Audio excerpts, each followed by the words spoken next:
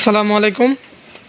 আমি আজকে আবার আপনাদের মাঝে চলে আসলাম কম্পিউটারের ইউপিএস নিয়ে। আমরা কম্পিউটারের মধ্যে যে ইউপিএসগুলো ব্যবহার করি, এই ইউপিএসগুলো অনেক সময় দেখা যায় কিছুদিন ব্যবহার করার পরে আমাদের এগুলোর ব্যাকআপটা নষ্ট হয়ে যায়, ব্যাকআপ কমে যায়। তো ব্যাকআপ কমে যাওয়ার কারণে দেখা যায় যেখানে আধা ঘন্টা চলার কথা সেখানে 10 মিনিট, 5 মিনিট বা 2 মিনিট চলে অটোমেটিকলি বন্ধ হয়ে যায়। তো সেক্ষেত্রে আমরা কি করব, আমরা ইউপিএসের ব্যাটারি চেঞ্জ করব।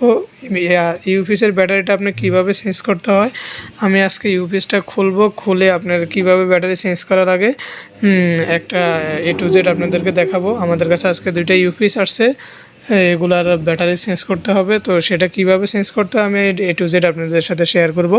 তো আপনাদের কাছে ছোট্ট একটা রিকোয়েস্ট, যারা এখন পর্যন্ত আমার চ্যানেল সাবস্ক্রাইব করেনি অবশ্যই আমার চ্যানেলটা সাবস্ক্রাইব করুন এবং পাশে থাকা নোটিফিকেশনটা অন করে দেন। আর যারা অলরেডি সাবস্ক্রাইব করছেন তাদেরকে অসংখ্য ধন্যবাদ। চলুন আমরা ইউপিএসের সর্বপ্রথম, এগুলো হচ্ছে আমাদের নতুন ব্যাটারি। এই ব্যাটারিগুলো হচ্ছে একদম নতুন 12 ভোল্ট। 12 ভোল্টের ইম্পিয়ার হচ্ছে আপনার 8.2। ঠিক আছে, এগুলো একদম নিউ দুইটা ব্যাটারি আমরা নিয়ে আসছি। তো এখন সর্বপ্রথম এখান থেকে পুরান এগুলো খুলতে হবে সর্বপ্রথম। তো এটা খোলার জন্য আমাদের প্রয়োজন হবে এরকম একটা স্ক্রুড্রাইভার, এরকম স্টার একটা স্ক্রুড্রাইভারের প্রয়োজন।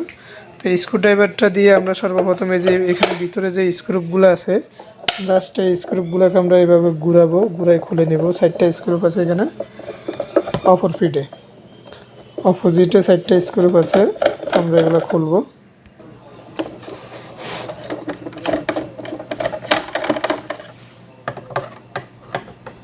আমরা একটা একটা করে 4টা স্ক্রুপ খুলে নেব।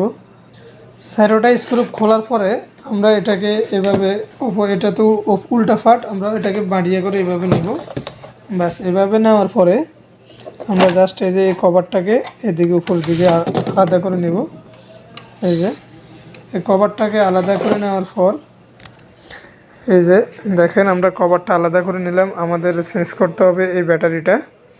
তো এই ব্যাটারিটা চেঞ্জ করার জন্য এই যে এখানের মধ্যে আরও দুইটা লক আছে, এই যে একটা লক, এই একটা লক। তো এই যে এখানের মধ্যে স্ক্রুপ দেওয়া আছে, এক পাশে দুইটা স্ক্রুপ আছে, এ পাশে দুইটা স্ক্রুপ আছে। তো আমরা এই স্ক্রুপগুলো আমরা খুলে নেব।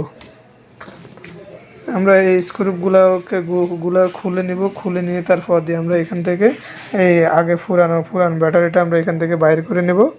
তো আমরা সর্বপ্রথম এই স্ক্রুপগুলো খুলে নিই।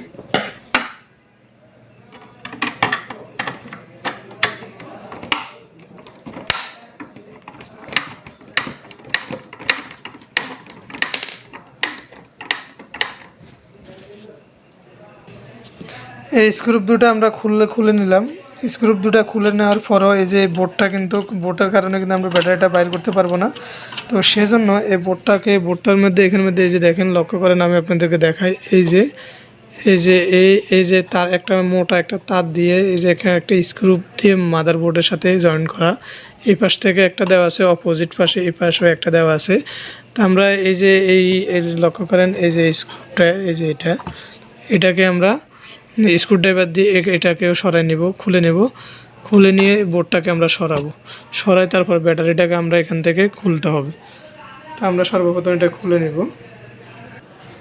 যে আমরা স্ক্রুপটা থেকে যে এটা থেকে আলাদা করে নিলাম।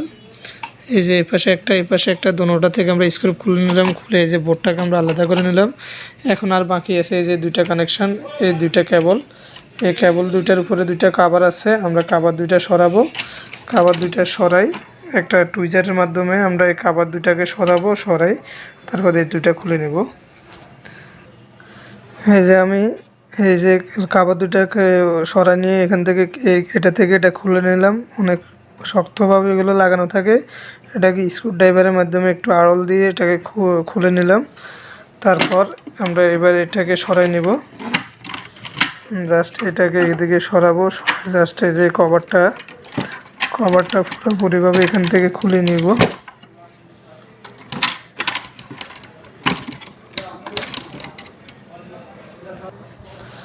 কভারটা আমরা এখান থেকে সরাই নিলাম।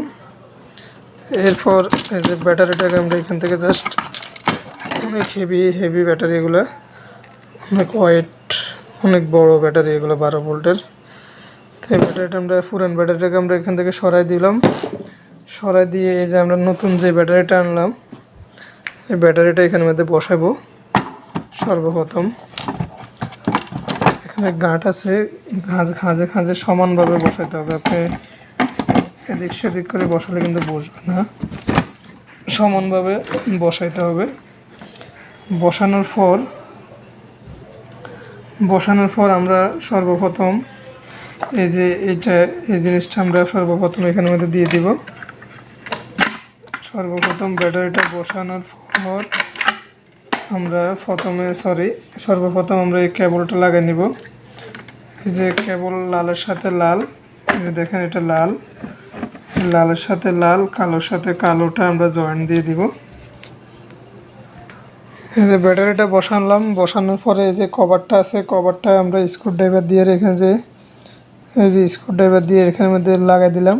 এই যে দেখেন এই যে স্ক্রুড্রাইভারের মাধ্যমে আমরা এখানে লাগাই দিলাম। এখানে একটা স্ক্রুপ দিয়ে এটাকে কভারটা দিয়ে ব্যাটারিটা জাম করে দিলাম। জাম করে দেওয়ার পরে এবার আমাদের কাজ হচ্ছে জাস্ট ব্যাটারি কানেকশনটা দিয়ে দেওয়া। তো এই যে নীল কালারের যেটা আছে এটার সাথে হবে কালো, আর রেডের সাথে হবে রেড। তো আমরা কেবলটা লাগাই নিব এখন।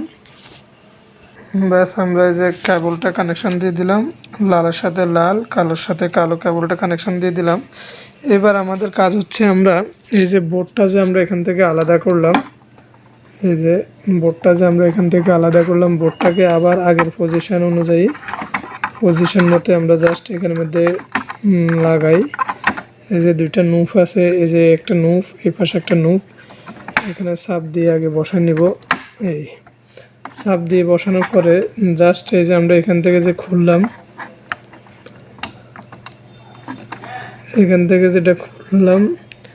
জাস্ট স্ক্রুপের মাধ্যমে আবার এটাকে স্ক্রুপ দিয়ে এখানের মধ্যে কানেক্ট করে দেব। এই যে স্ক্রুপের সাহায্যে আমি এই পাশেরটা এটা এখানে লাগাই দিলাম, আর ওই পাশেরটা ওই পাশে লাগাই দিলাম। আমাদের ব্যাটারিটা কানেকশন ফুল কমপ্লিট। এখন আমরা জাস্ট ব্যাক কভারটা এখানে লাগাই দেব।